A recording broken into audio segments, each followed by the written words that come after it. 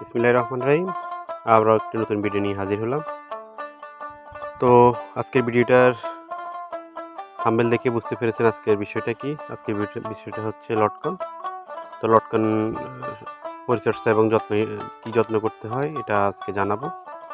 তো জানানোর আগে যারা আমার চ্যানেলে নতুন অবশ্যই আমার চ্যানেলটিকে সাবস্ক্রাইব করে দিবে এবং অল নোটিফিকেশনে ক্লিক করে দিবে, তো আমি নতুন নতুন ভিডিও আপলোড করতে উৎসাহিত হবে। তো শুরু করা যাক। এটা যত্ন পরিচর্যা বলতে তেমন কোনো যত্ন পরিচর্যা করা লাগে না। লটকন গাছে যদি আপনার লটকন গাছ লাগিয়ে থাকেন তাহলে তেমন কোনো পরিচর্যা করা লাগবে না, শুধু মাটির সাথে সামান্য পরিমাণ গোবর দিলেই চলবে। এটা একবারে সাধারণ পরিচর্যা এবং এটার অত্যন্ত সুন্দর একটা বিষয় হচ্ছে এটা যে কোনো জায়গায় হয়। আপনার ছায়াযুক্ত স্থানে, আপনার যে কোনো ছায়াযুক্ত স্থানে এই গাছটা লাগালেও এটা ভালো জন্মে। তো এটা লটকনের আর তেমন কোনো মাটি সার বা কীটনাশক মাঝে মাঝে যদি কীটনাশক দেওয়া লাগে তো অত বেশি না, কীটনাশক সামান্য পরিমাণ কীটনাশক দেওয়া লাগে।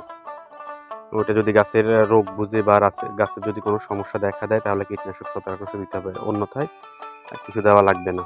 আর খাদ্য হিসেবে তেমন কোনো খাদ্য না দিলেও চলে, এটা এমনিতেই বড় হয় যে কোনো মাটি যে কোনো পরিবেশে, এটা মানানসই।